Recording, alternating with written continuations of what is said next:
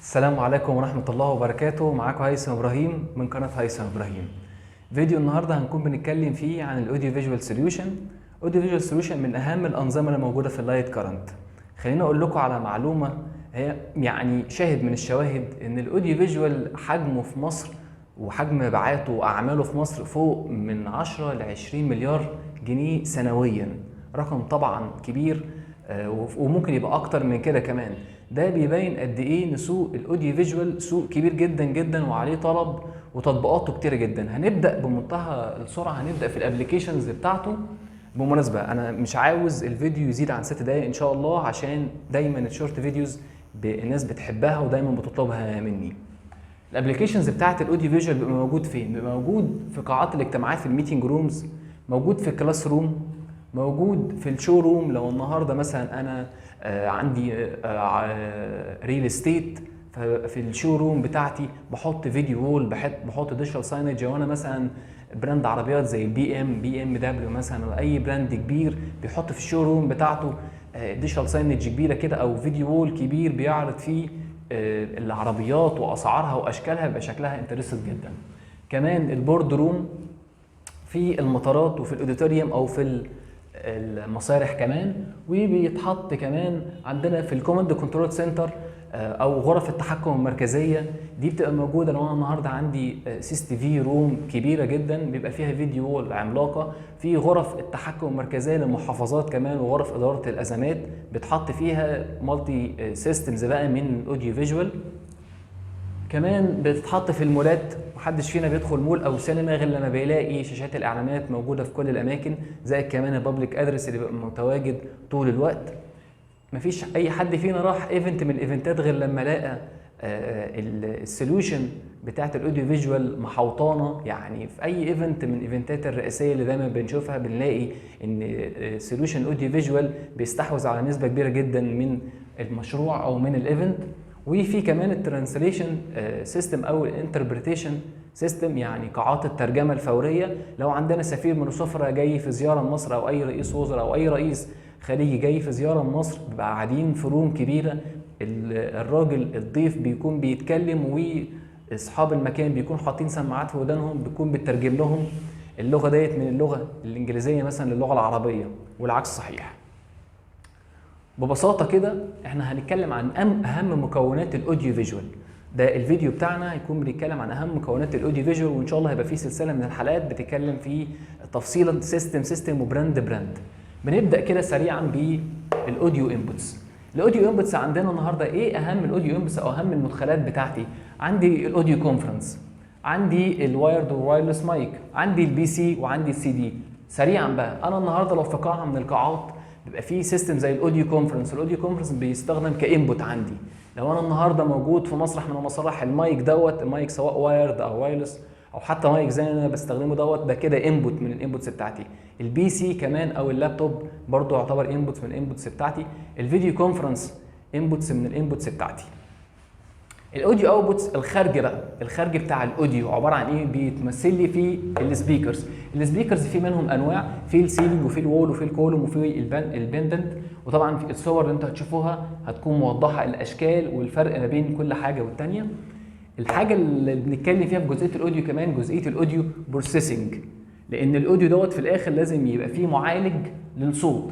المعالج ده بيبقى عن طريق الميكسر، وفي اشكال منه بقى، من اول بقى الانبوتس يكون مثلا 3 او 4 انبوتس وفي 2 خارج، وبيوصل لغايه الديجيتال سيجنال بروسيسور. طبعا ده بيبقى الليتست تكنولوجي في جزئيه الميكسر. ده المعالج في جزئيه الصوت، فيه انبوتس كتيره جدا، زائد كمان بيقدر يخرج الخارج بتاعه على اكتر من اوتبوتس، ويبدا يقسمهم ويبدا يقول مين يسمع ايه.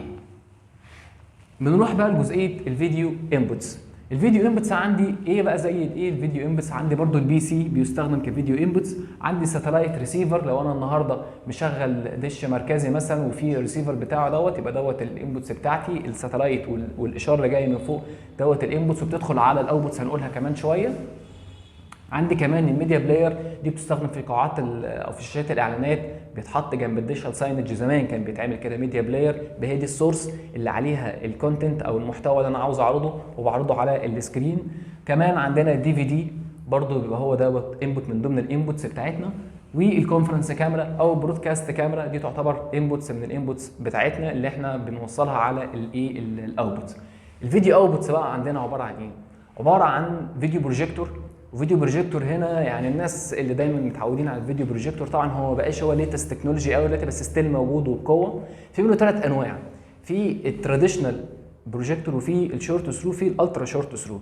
خليني اقول لكم ان التراديشنال فيديو بروجيكتور دوت ممكن المسافه توصل من 0 لغايه 3 متر، بحيث ان هو يعرض على الفول سكرين على حسب المقاس بتاعها وعلى حسب طبعا حجم القاعه. الشورت ثرو نص المسافه تقريبا، يعني ممكن نوصل مثلا لغايه متر، متر و20 بالكتير، يقدر يعرض المسافه ما بين البروجيكتور وبين الشاشه متر، متر و20. والصور اللي انتوا هتشوفوها ديت هتكون موضحه الفرق ما بين التراديشنال والشورت والالترا شورت ثرو. الالترا شورت ثرو كمان تكنولوجيا خطيره جدا، ممكن توصل المسافه بس من الشاشه للفيديو بروجيكتور بالكتير 50 سم، زي ما انا موضح كده من 8 ل 50 سم. ودي طبعا مفيش اي شادوينج بقى ممكن يقطع الصوره، مفيش ظل حد مثلا او ظل حد ممكن يقطع الصوره. ودي بتزود جدا من التفاعل ما بين الطلبه وبين الماده العلميه، لان خلاص انتهى البورد اللي انا بتكلم زي عليها ده خلاص دي بقت حاجه قديمه دلوقتي. كمان عندنا الاوتبوتس بتاعتي، من ضمن الاوتبوتس بتاعتي عندنا السكرينز، وفي منها بقى انواع، في البلازما والال سي دي، وكمان الكونسيومرز او الكونسيومرز سكرينز اللي احنا بنستخدمها، وفي ليد سكرينز اللي احنا بنشوفها اللي هي بلاطات خارجيه بنشوفها مثلا، بنشوف في شاشات اعلانات بيعرضوا مثلا اعلانات رمضان او اعلانات بيبسي او كوكاكولا على الكباري دايما بنلاقيها. وكمان عندنا ايه المونيتورز. طيب الفيديو سويتشنج عندنا بيتقسم لاكتر من نوع بقى، وهنا بقى في التكنولوجي ما بتخلصش يا جماعه. عندنا انكودر والديكودر. انكودر والديكودر بيقدر يترانسميت الفيديو والاوديو ويو اس بي 2 عن طريق النتورك. طبعا دي يعني عملت قفزه كبيره جدا جدا في الاستريمنج، ومفيش اي لاتنسي بيحصل او ديلي بيتحس خالص.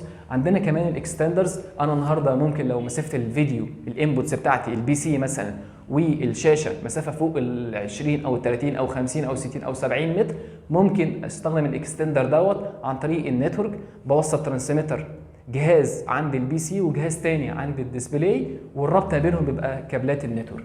عندنا كمان السويتشر. السويتشر دوت بيبقى مالتي انبوتس 1 اوتبوتس. وعندنا الديستريبيوشن امبليفاير بيبقى عندنا 1 انبوت ومالتي اوتبوتس. اخر حاجه بقى الماتريكس سويتشر. الماتريكس سويتشر دوت عندي اكتر من مدخل واكتر من مخرج، بيقدر بقى يقول لي مثلا عاوز ادخل المدخل الاولاني الانبوتس الاولاني يتعرض على الاوتبوتس الثاني او الثالث او الرابع وهكذا. اللي بيربط كل دول بقى هو كنترولنج سيستم، هو ده اهم حاجه عندي. الكنترولنج سيستم دوت ده اللي بيربط لي كل الفيديو والانبوتس والاوتبوتس وكل الاوديو انبوتس والاوتبوتس بالبروسيسنج بتاعها كمان. هو اللي بيقول دلوقتي، هو ده العقل، هو دوت اللي بيربط لي كمان الصوت والصوره وكمان اللايتنج سيستم. وممكن كمان لو انا في الروم بتاعتي اجيب سكرين كده صغيره اقدر عن طريقها تكون تاتش اقدر اكنترول الاوديو والفيديو واللايتنج سيستم.